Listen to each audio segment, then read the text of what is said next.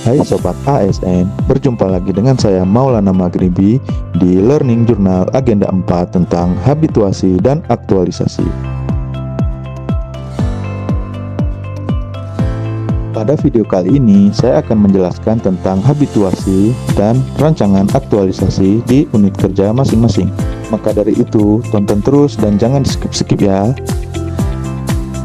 Pada agenda 4 tentang habituasi ini, ada beberapa hal yang dipelajari. Yang pertama, konsepsi aktualisasi atau habituasi. Yang kedua, penjelasan aktualisasi. Yang ketiga, pembimbingan rancangan aktualisasi. Yang keempat, evaluasi rancangan aktualisasi. Yang kelima, aktualisasi dan habituasi di tempat kerja. Yang keenam, pembimbingan pra-evaluasi aktualisasi. Dan yang terakhir, evaluasi aktualisasi. Apa itu habituasi? Habituasi adalah proses pembiasaan pada sesuatu supaya menjadi terbiasa atau terlatih melakukan sesuatu yang bersifat intrinsik pada lingkungan kerja. Penciptaan situasi dan kondisi tertentu untuk membiasakan diri berperilaku sehingga terbentuk karakter diri melalui proses internalisasi dan dispersonifikasi melalui intervensi tertentu. Selanjutnya, kita lihat apa itu aktualisasi. Aktualisasi adalah proses menjadikan pengetahuan dan pemahaman yang telah dimiliki terkait substansi mata pelatihan yang telah dipelajari agar dapat menjadi nyata atau aktual. Tahapan aktualisasi berkaitan langsung dengan pembelajaran agenda 3 sebelumnya tentang konsepsi pembelajaran aktualisasi. Dalam melakukan aktualisasi ada beberapa tahapan. Yang pertama, evaluasi akademik. Yang kedua, penjelasan aktualisasi. Yang ketiga, bimbingan menyusun rancangan aktualisasi. Kemudian, seminar rancangan aktualisasi. Dalam seminar, kita menyajikan ide dan gagasan yang ingin kita aktualisasi di tempat kerja. Nah, pada saat melakukan aktualisasi di tempat kerja, ini juga disebut habituasi. Untuk mengetahui lebih dalam tentang rancangan aktualisasi, berikut kami jelaskan.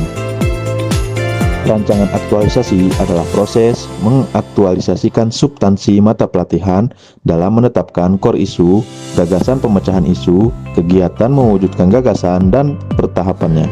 Aktualisasi dirancang sesuai dengan langkah-langkah berikut. Yang pertama, identifikasi isu. Yang kedua, analisis isu. Yang ketiga, gagasan kreatif. Yang keempat, rancangan kegiatan dan tahapan kegiatan. Dan yang terakhir, jadwal aktualisasi. Selanjutnya yaitu identifikasi isu. Dalam identifikasi isu, kita harus mampu scanning, yang artinya peduli terhadap masalah dalam organisasi dan mampu memetakan hubungan kausalitas. Selanjutnya, kita juga harus mampu problem solving, yang artinya mampu mengembangkan dan memilih alternatif, dan mampu memetakan akar terkait dan perannya masing-masing. Dalam identifikasi isu ini, kita juga harus mampu berpikir konseptual, mampu mengidentifikasi dampak dari sebuah pilihan isu terhadap kegiatan kita. Selanjutnya, analisis isu. Analisis isu ini digunakan untuk menyaring beberapa isu yang kita temukan di pemerintahan atau di dinas kita. Ada beberapa metode yang sering digunakan untuk menyaring isu-isu tersebut. Yang pertama, analisis kualitas isu atau APKL. Yang kedua, analisis prioritas isu menggunakan USG untuk melihat prioritas isu dengan menilai dari segi urgency, strength, dan growth.